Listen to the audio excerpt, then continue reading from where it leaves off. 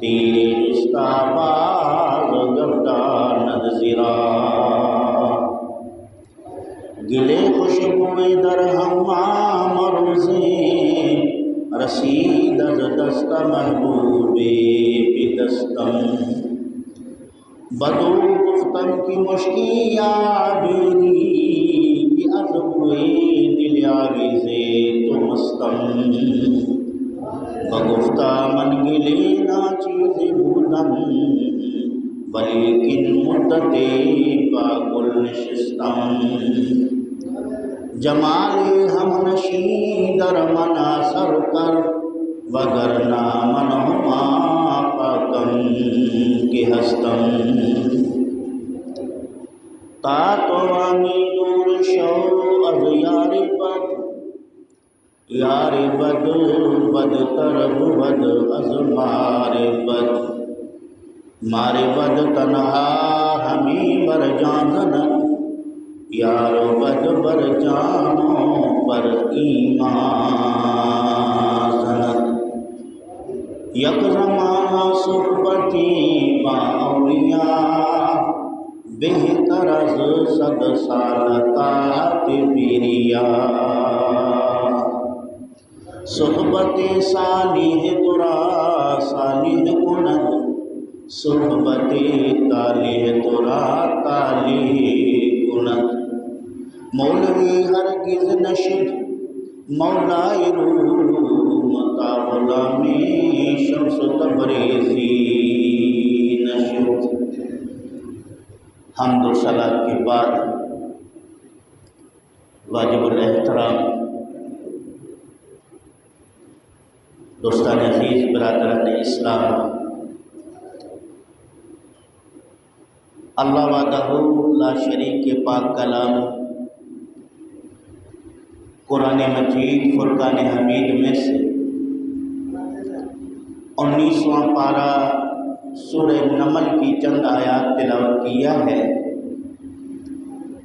اللہ رب العزت کی بارگاہ میں دعا ہے کہ رب ذوالجلال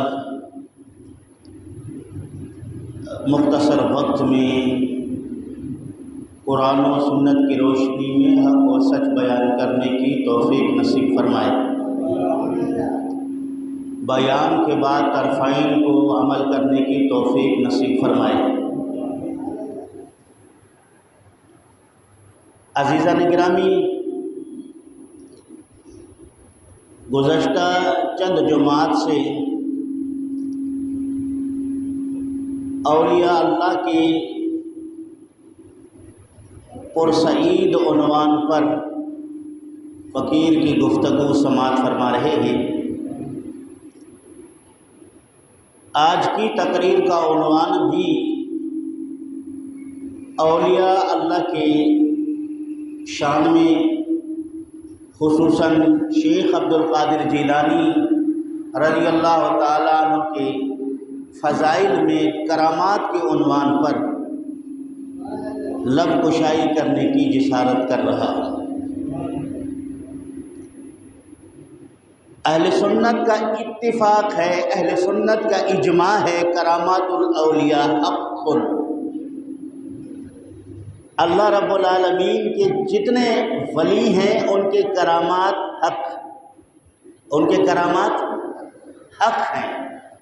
اہل سنت کا اس پر اتفاق ہے کہ کرامت حق ہے، کرامت معجزے کا عکس ہے۔ اللہ رب العالمین کے پیارے نبی صلی اللہ علیہ وآلہ وسلم یا دیگر انبیاء کرام علیہ السلام کے ہاتھ سے خارق عادت امور سرزد ہوئے، ظاہر ہوئے، انہیں معجزہ کہا جاتا ہے۔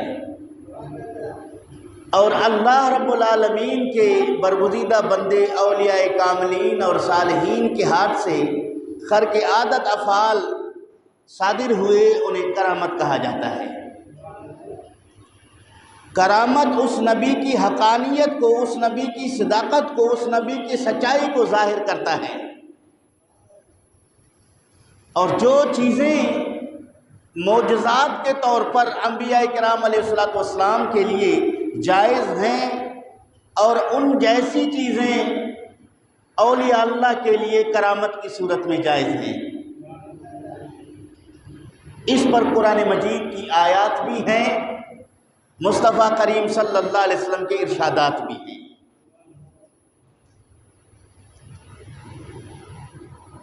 حضرت سعد الدین تفتازانی رحمۃ اللہ علیہ شرح العقائد کے مصنف ہیں۔ شرح العقائد مدارس میں پڑھایا جاتا ہے، یہ داخل درس نظامی کے تحت داخل درس ہے۔ عقائد کے باب میں علم الکلام میں اس کتاب کو بڑی اہمیت حاصل ہے۔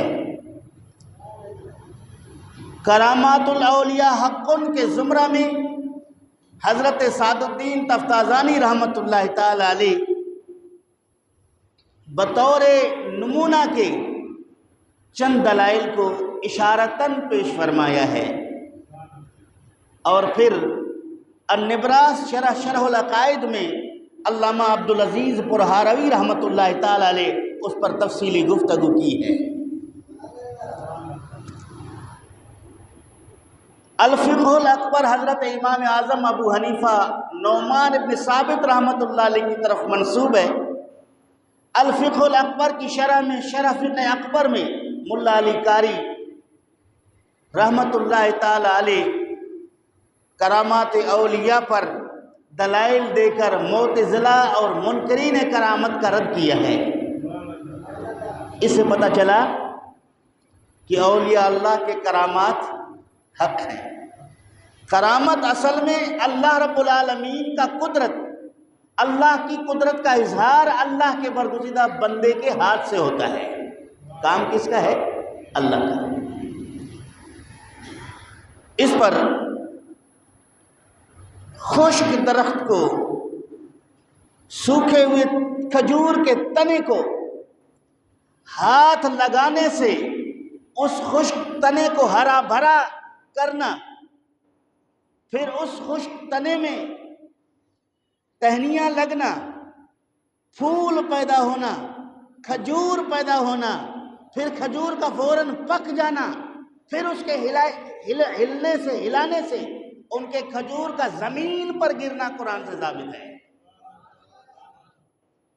16واں پارہ سورہ مریم، رب نے فرمایا وَهُزِّي إِلَيْكِ بِجِذْعِ النَّخْلَةِ تُسَاقِطْ عَلَيْكِ جُنُبًا رَّطِيًّا۔ اے مریم، آپ کھجور کے تنے میں ہاتھ ڈالیں اور اس کو جھنجھوڑیں، اس سے تیرے لیے تر و تازہ کھجوریں گریں گی، تر و تازہ کھجوریں گریں گی۔ حضرت مریم نے خشک تنے پر جیسے ہی ہاتھ رکھا وہ تنا ہرا ہو گیا، اس کی شاخیں ہری ہو گئیں، اس کے اندر خوشہ بھی لگ گیا اور خوشے میں کھجور بھی لگ گئے اور کھجور پک کر گرنے لگے۔ حضرت مریم تو اللہ رب العالمین کی ولیہ ہیں، نبیہ نہیں۔ تو اللہ رب العالمین کے قدرت کا اظہار حضرت مریم کے ہاتھ سے کرا دیا۔ علماء کہتے ہیں کہ حضرت مریم سلام اللہ علیہ کی کرامت ایک۔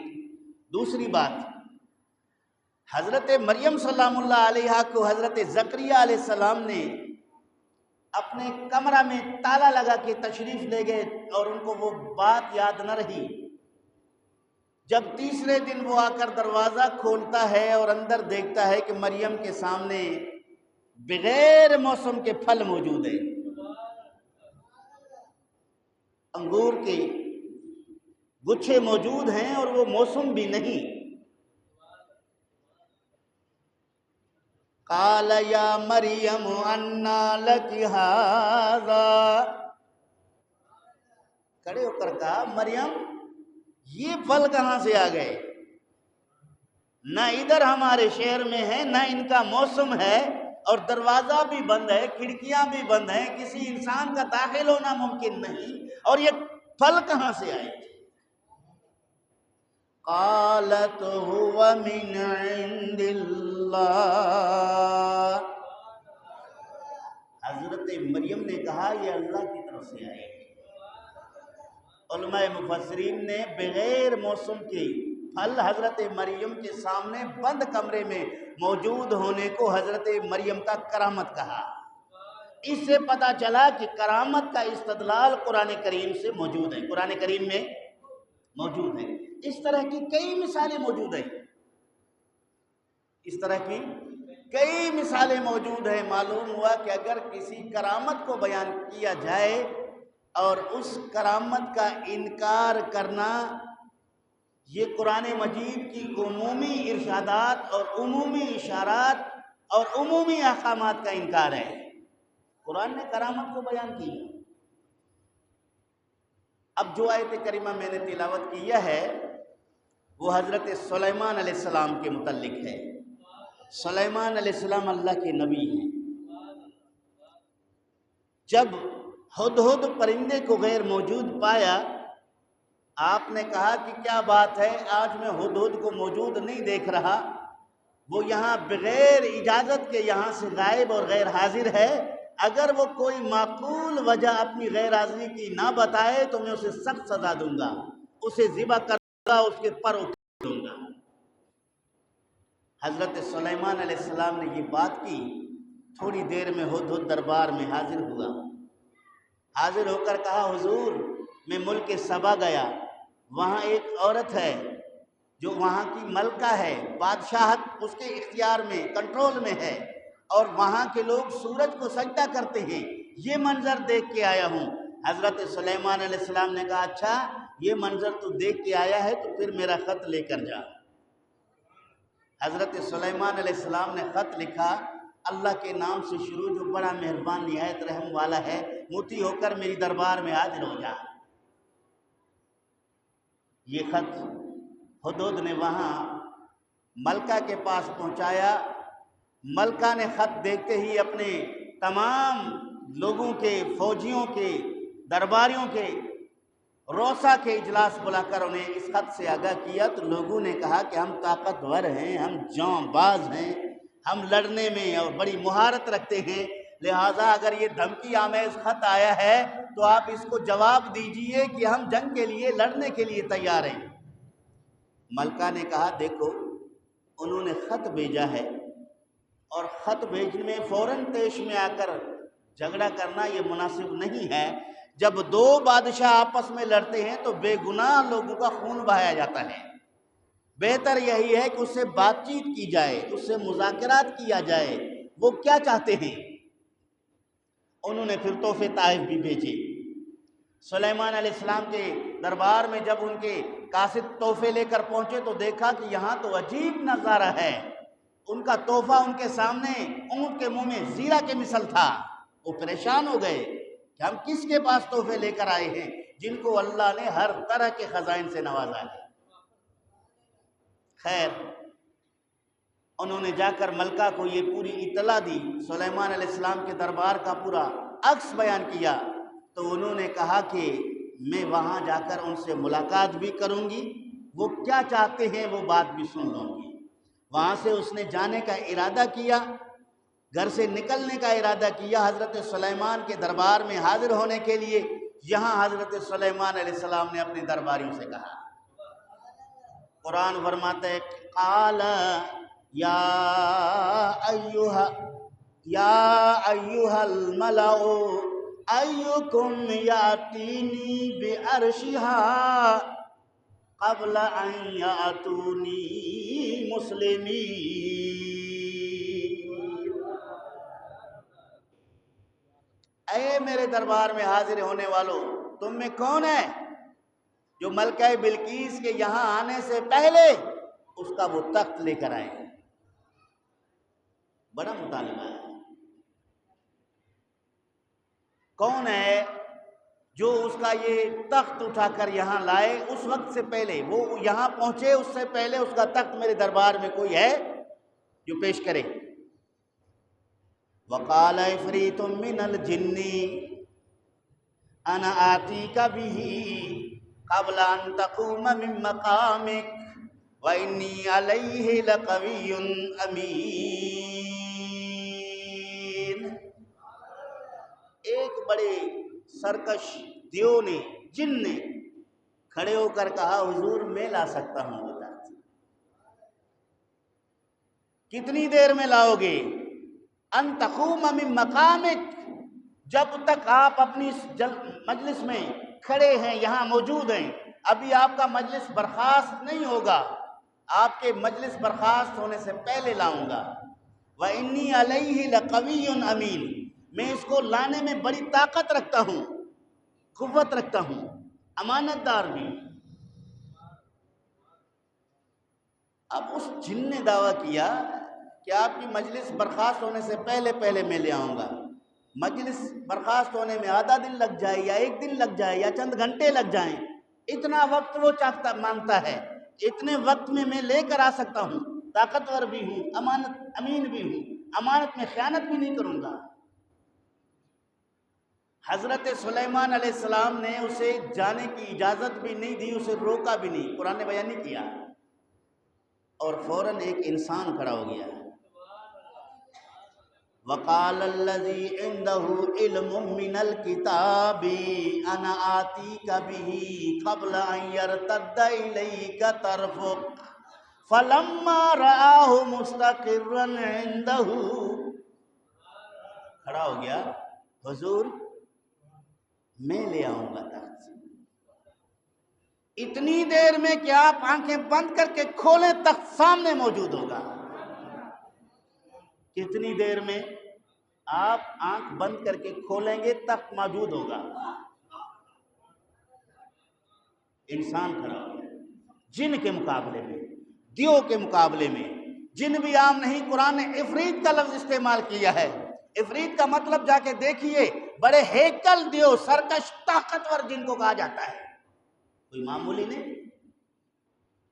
اس کے مقابلے میں انسان کھڑا ہو گیا۔ جن تو 4 گھنٹے کا وقت مانگتا ہے، 2 گھنٹے کا وقت مانگتا ہے، 1 گھنٹے کا وقت مانگتا ہے، جو آپ کی مجلس کا ٹائم ہے وہ مانگ رہا ہے۔ حضور آپ آنکھیں بند کر کے کھولیں تخت سامنے۔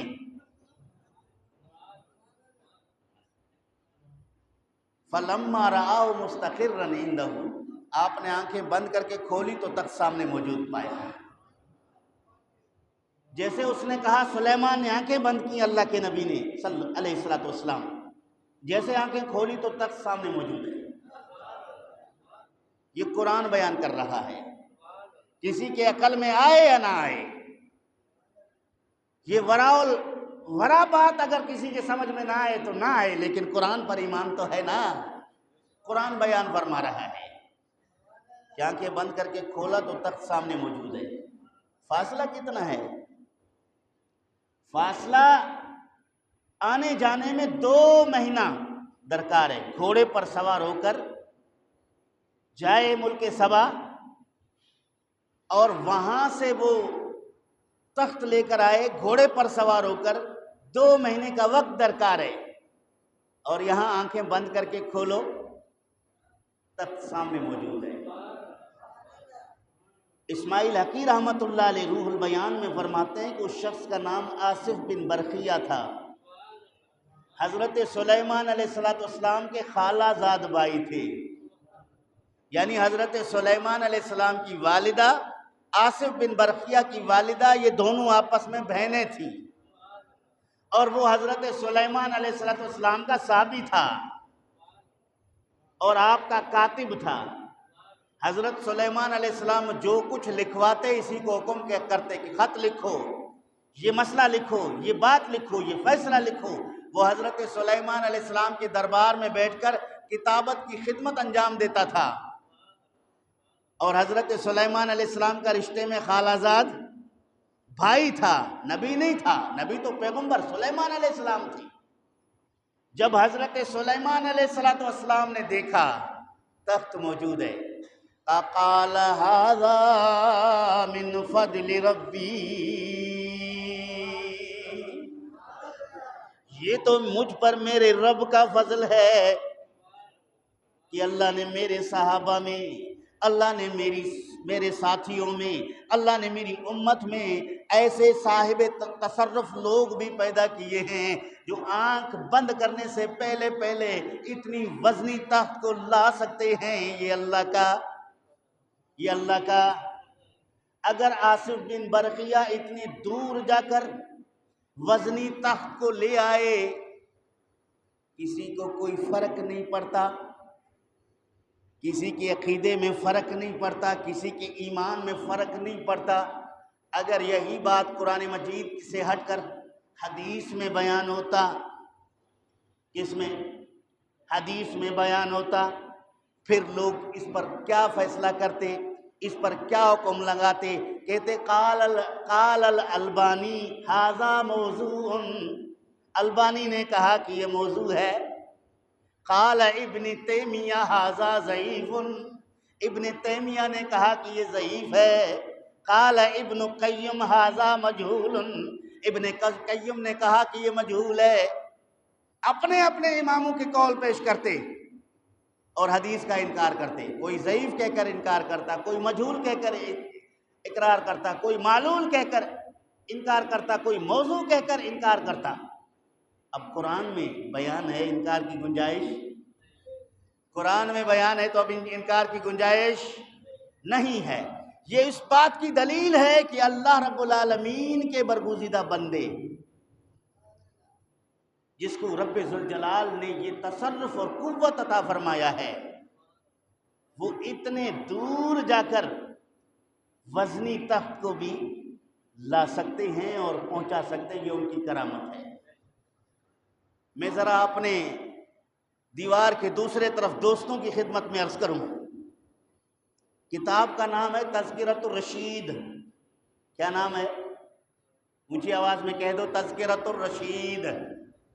لکھنے والا مولوی عاشق الہی میرٹھی۔ سیرت بیان ہو رہا ہے مولانا رشید احمد گنگوئی کی۔ تذکرۃ الرشید میری لائبریری میں موجود ہے۔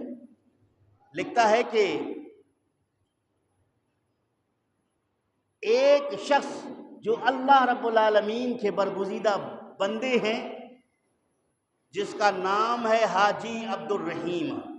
کیا نام ہے؟ حاجی عبد الرحیم حج پر گئے۔ پہلے حج پہ جانے والے لوگ سمندری جہاز پر جاتے تھے، بیڑا پر سمندر میں سفر کرتے تھے، اور راستے میں اگر وضو اور غسل وغیرہ کے لیے پانی درکار ہوتا تو وہ ڈول، لوٹا، کوئی برتن سمندر میں کشتی کے اوپر، جہاز کے اوپر کھڑکی میں سے ہاتھ نیچے کر کے پانی اپنے لیے اٹھاتے تھے۔ وہ فرماتے ہیں کہ اس ذکر ہو رہا تھا، نور محمد جنجونیے کے دربار میں کچھ لوگ ذکر کر رہے تھے، بات کر رہے تھے، تذکرہ چل رہا تھا۔ اسی میں ایک مجذوب ہے، مجذوب کہتے ہیں مستانے کو، درویش کو، مجذوب قسم کا انسان ہے۔ وہ مجذوب کہنے لگے، مولویوں یہ جو تم باتیں کر رہے ہو فلاں فلاں فلاں کی، تمہارے حاجی صاحب حج پہ گئے اور وہ سمندر میں سے پانی نکال رہا تھا، اس کا لوٹا سمندر میں گر گیا، میں نے اس کا لوٹا اٹھا کے دے کر آیا ہوں، میں اس کا لوٹا اٹھا کر دے کر آیا ہوں۔ مولوی کہنے لگے پاگل ہے، باتیں کرتا ہے، مجذوب آدمی ہے، کپڑے پھٹے پرانے، جس کو اپنے لباس کا ہوش نہیں، اس کی باتوں کا کیا یقین ہے؟ خیر یقین نہیں کیا، وہ مجذوب اپنی بات کہہ کے چلا گیا کہ تمہارے حاجی صاحب کا لوٹا سمندر میں گر گیا تھا اور میں نے اٹھا کے دے دیا۔ اس کے چند ماہ بعد جب حاجی عبد الرحیم صاحب حج سے فارغ ہو کر اپنے عقیدت مند اور مریدوں کے پاس پہنچا، حاجی صاحب کے عقیدت مند اور مرید آپ کی زیارت کے لیے آئے، آپ کی قدم بوسی کرنے لگے، آپ کی دست بوسی کرنے لگے، آپ سے اپنے لیے دعائیں کرنے لگے۔ اسی دوران یہ باتیں چلی، ایک شخص کہنے لگا حاجی صاحب وہ فلاں مستانہ جو ہے، فلاں بابا مجذوب جو ہے وہ یہاں بیٹھا ہوا تھا، آپ حج پر جا چکے تھے، وہ یہ کہہ رہا تھا کہ تمہارے حاجی صاحب سمندر میں جہاز میں جا رہے تھے، سمندر میں سے جہاز میں سے لوٹا اٹھا کر سمندر میں سے پانی نکالنا چاہا، لیکن اس کا لوٹا سمندر میں گر گیا، میں نے اس کا لوٹا اٹھا کر اسے دے کر آیا ہوں۔ حاجی صاحب کہنے لگے کہ یہ واقعہ تو میرے ساتھ ہوا ہے۔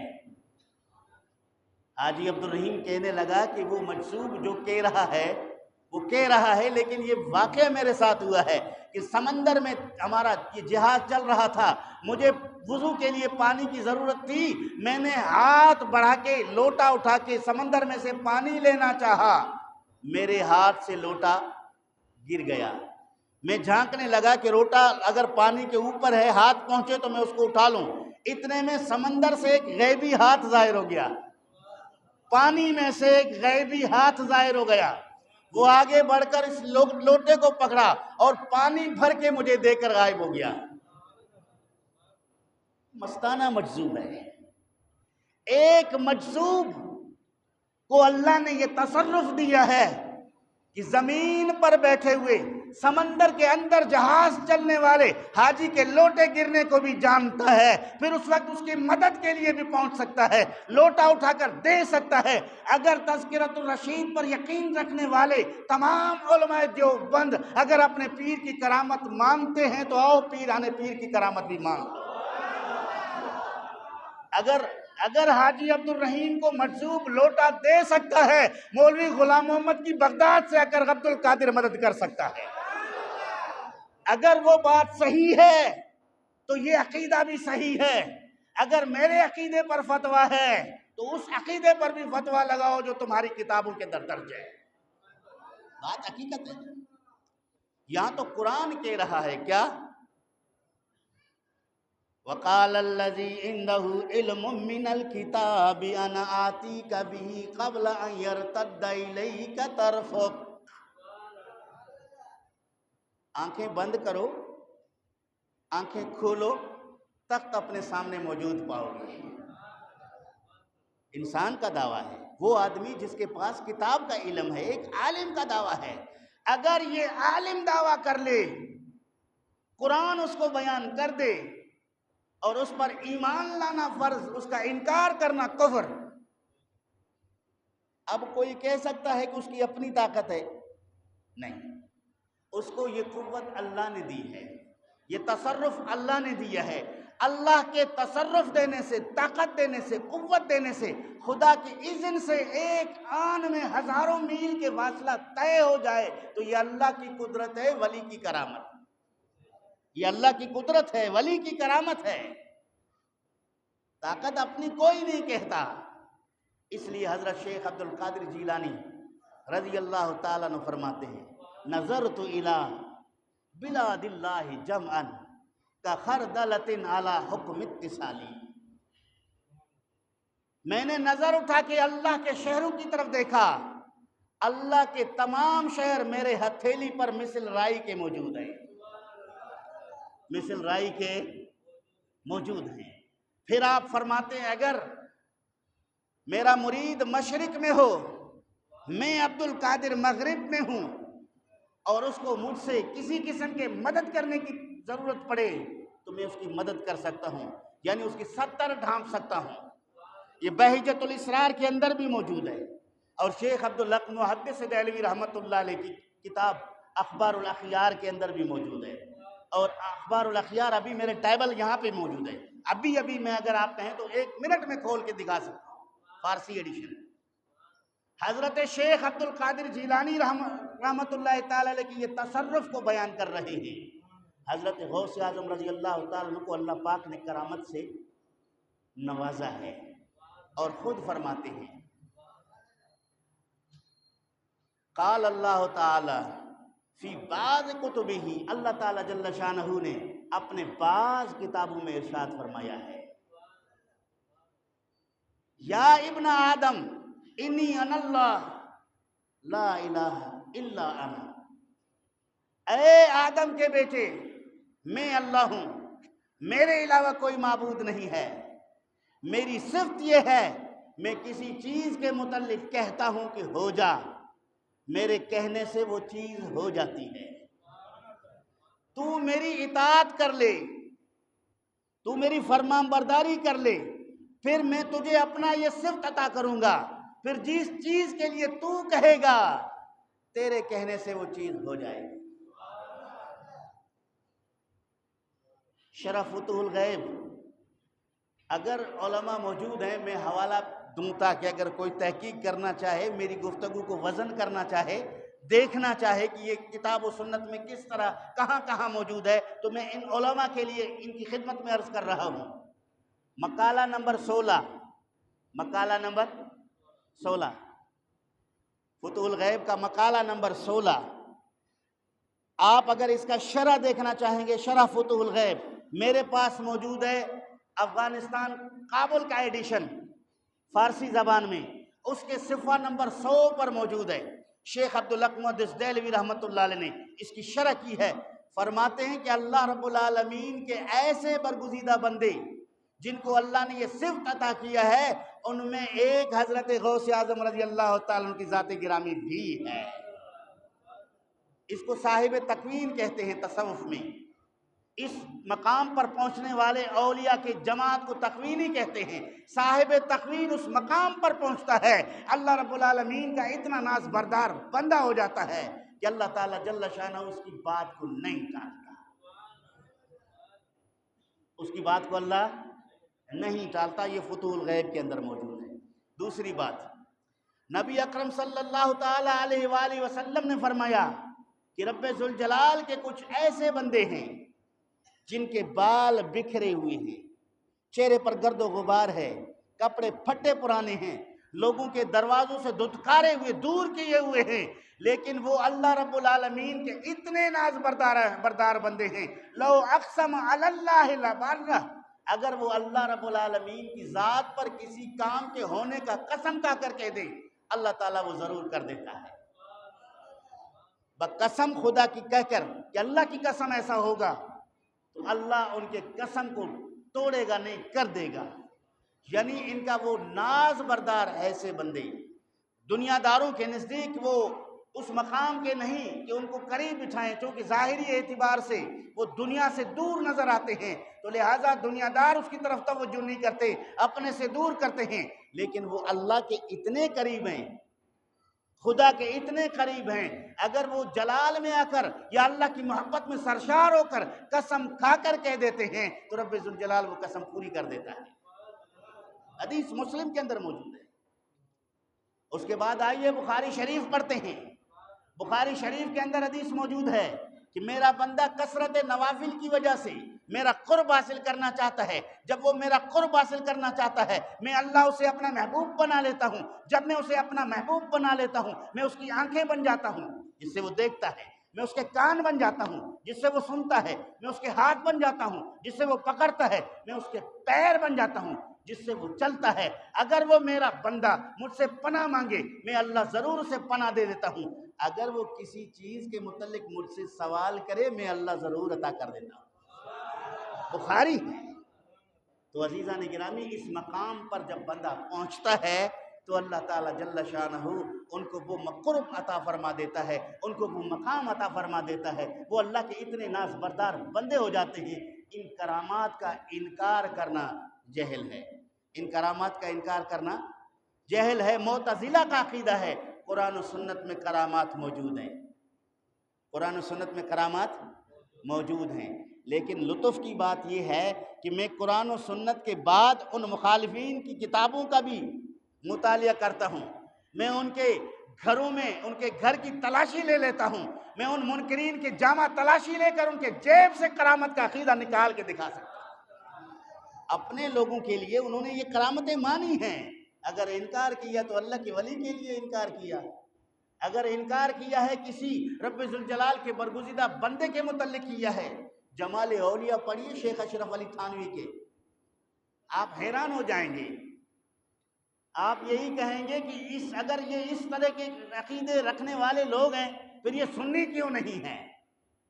کرامات کے معاملے میں جمال اولیاء کا پہلا چیپٹر کرامات کے ثبوت میں جو دلائل مولانا تھانوی نے قائم کیا ہے، جو مثالیں قائم کی ہیں، اس کو اگر آپ دیکھیں گے، آپ ان کو سنیں گے، آپ کو پتہ چلے گا کہ کرامات کے عمومی طور پر وجود تمام کے پاس موجود ہے۔ اگر آپ غیر مقلدین کی طرف جائیں، اہل حدیث کی طرف جائیں، کرامات اہل حدیث کے نام سے کتاب موجود ہے مارکیٹ میں، کرامات اہل حدیث، کرامات اہل حدیث اس میں ایسی کرامتیں موجود ہیں، اگر ہم بیان کریں تو ہم پر فوراً وہ شرک کے فتویٰ لگا دیں گے، لیکن انہوں نے اپنے بزرگوں کے لیے بیان کیے، انہوں نے اپنے لوگوں کے لیے بیان کیے۔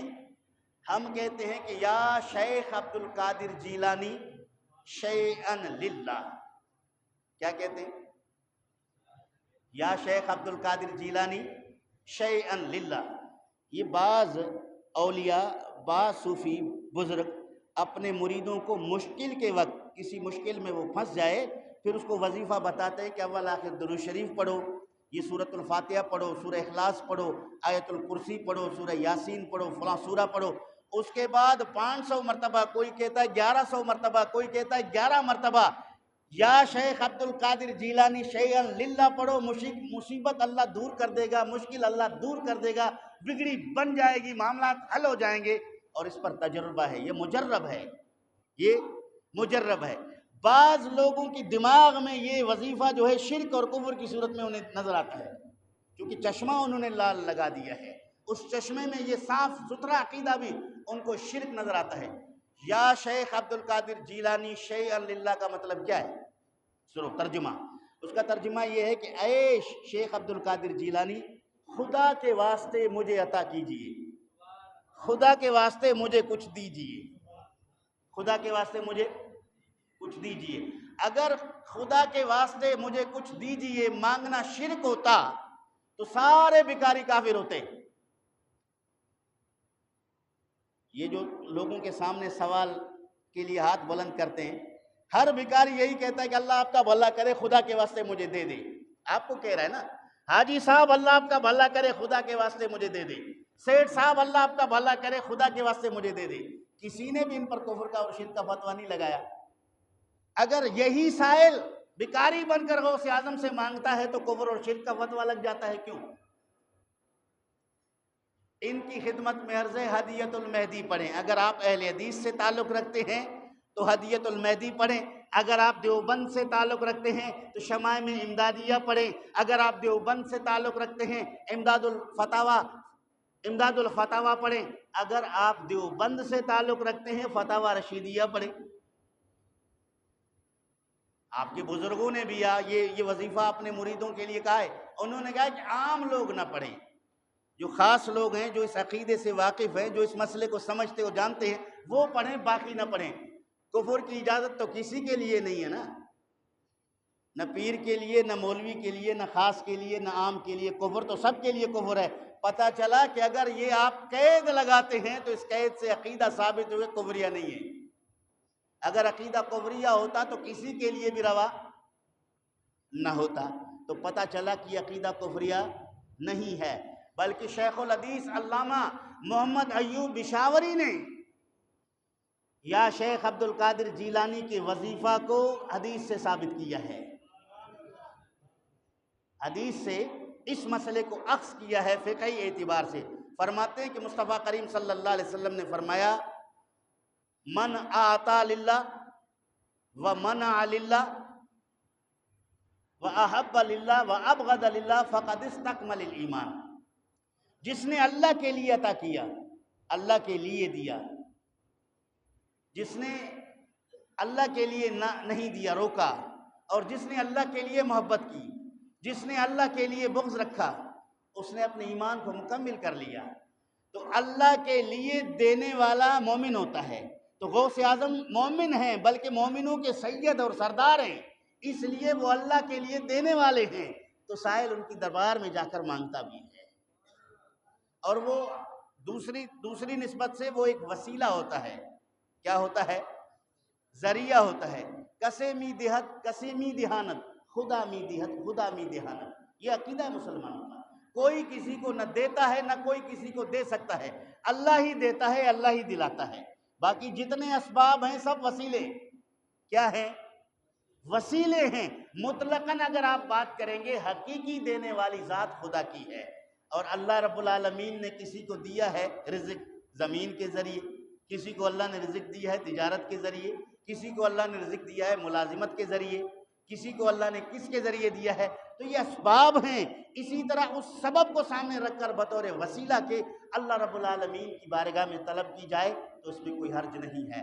اور اس پر انشاءاللہ العزیز میں نے ایک مقالہ لکھا ہے، ابھی یہ ضمناً میں نے بات کی ہے، ورنہ اس کے علاوہ کئی دلائل موجود ہیں کتب سے، قرآن مجید کی آیات سے یہ مسئلے کا مثل موجود ہے، اور پھر احادیث میں بھی موجود ہے، فقہاء کرام کے اقوال میں بھی موجود ہے، اور اسی طرح مخالفین کے کتب سیر میں بھی موجود ہے۔ تو اللہ رب العالمین کے نام سے، اللہ رب العالمین کی رضا کے لیے کسی سے کچھ طلب کرنا شرک نہیں ہے۔ نبی پاک نے فرمایا واللہ موتی وانما انا قاسم، اللہ عطا کرنے والا ہے، میں بانٹنے والا ہوں، اللہ دیتا ہے، میں بانٹتا ہوں۔ تو بسا اوقات بانٹنے والے سے بھی طلب کیا جاتا ہے، بسا اوقات بانٹنے والے سے بھی طلب کیا جاتا ہے۔ مثلا یہاں اگر کوئی چیز بانٹنا شروع کر دے تو آپ جس نے وہ چیز دیا ہے اس کو بانٹو، اس کو آپ نہیں کہیں گے، آپ اسی کو کہیں گے جو تقسیم کر رہا ہے۔ تو تقسیم کرنے والے سے بھی مانگا جاتا ہے، یہ در حقیقت اسی سے مانگا جاتا ہے جو دے رہا ہے، یعنی دینے والا جس نے بھیجا ہے۔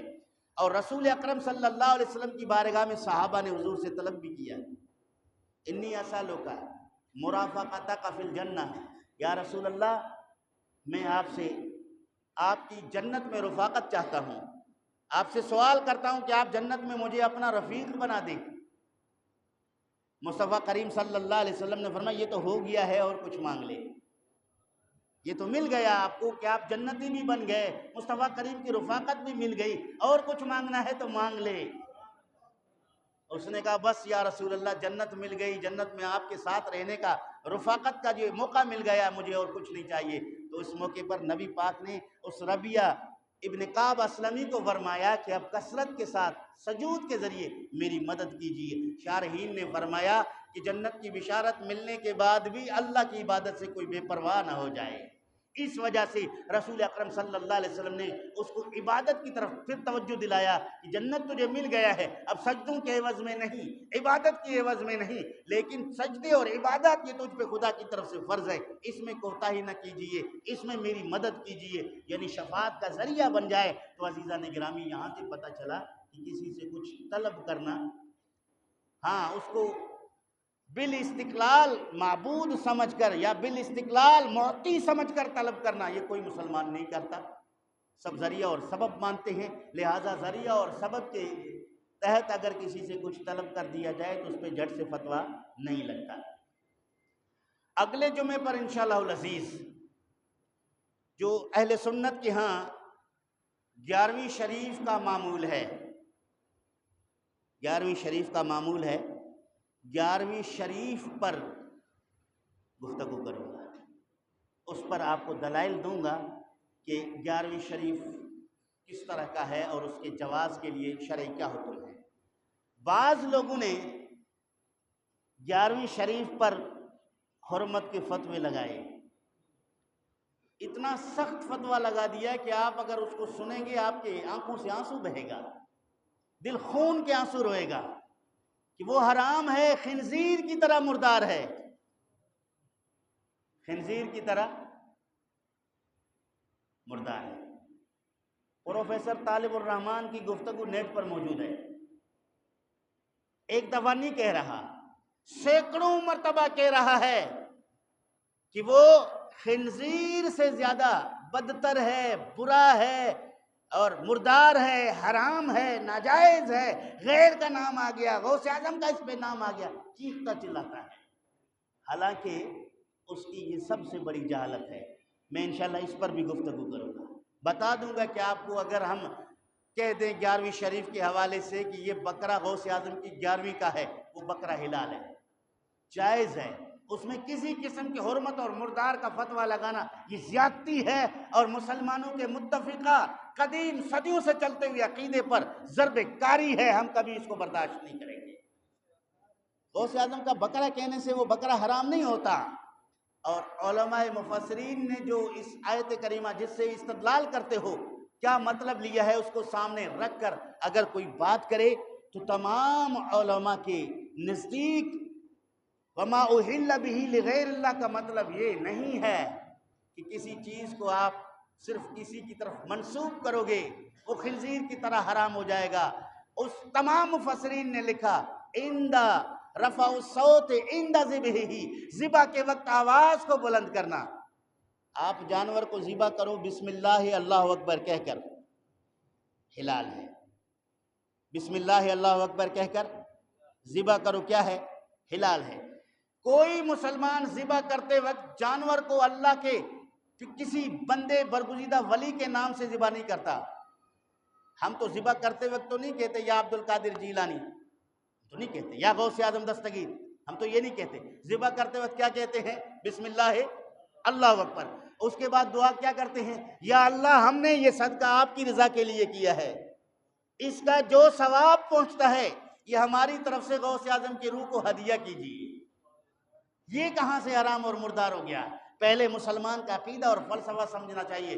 اگر اس طرح کی بات کرو گے تو پھر تمہارا ایک ایک لقمہ فقیر اس اسٹیج پر بیٹھ کر مردار اور حرام ثابت کر کے دکھائے گا۔ تمہارے اصول سے تمہارے ایک ایک لقمے کو حرام ثابت کر دے گا۔ مثلاً طالب الرحمن کی ایک مثال لے کے کہہ دوں، کسی طالب الرحمن کے عقیدت مند سے پوچھا گیا کہ آج آپ نے یہ گھر میں اسپیشل کھانا کیوں پکا رہے ہیں؟ کہا یہ کھانا سید طالب الرحمن کے لیے پک رہا ہے، جو ہمارے بڑے عالم ہیں وہ یہاں ہماری دعوت پہ آ رہے ہیں۔ کھانا کس کے لیے پک رہا ہے؟ تو اس میں تمہارا نام آ گیا۔ جب تم کھاؤ گے تو مردار ہو جاؤ گے، حرام ہو جاؤ گے۔ ظاہر ہے بھائی یہ کھانا، یہ چائے کس کے لیے بنا رہے ہو؟ مولوی صاحب کے لیے بنا رہے ہیں۔ چائے کس کے لیے بنا رہے ہو؟ گھر میں بیوی کو کہتا ہے کہ چائے بنانا، مولوی صاحب آئے ہوئے ہیں۔ نام تو مولوی صاحب کا لے رہے ہو، نام تو پیر صاحب کا لے رہے ہو، نام تو حاجی صاحب کا لے رہے ہو، نام تو قاری صاحب کا لے رہے ہو، نام تو طالب الرحمن کا لے رہے ہو۔ کیا سب حرام ہو گیا؟ حرام نہیں ہوتا میرے دوست۔ ہاں عبادت اگر تقرب کسی غیر کی کرو گے تو پھر وہ الگ حکم ہے، اس پر انشاءاللہ العزیز ہمارے فقہ حنفیہ نے دلائل قائم کیے۔ کل ہفتہ انشاءاللہ العزیز ہم نے اپنی جامع مسجد نورانی میں اہل سنت کے معمولات کو مد نظر رکھتے ہوئے 11ویں شریف کا ایک چھوٹا سا پروگرام رکھا ہے۔ مغرب سے عشاء تک یہ پروگرام ہے، آپ تمام سامعین کو دعوت ہے، اس میں آپ تشریف لائیے۔ حضرت غوث اعظم رضی اللہ تعالیٰ کی سیرت پر علماء کرام بیان کریں گے، اس کے بعد تبرک میں کھانا جو بھی ہوگا وہ تقسیم کیا جائے گا، غوث اعظم کی ایصال ثواب کے لیے دعا کی جائے گی۔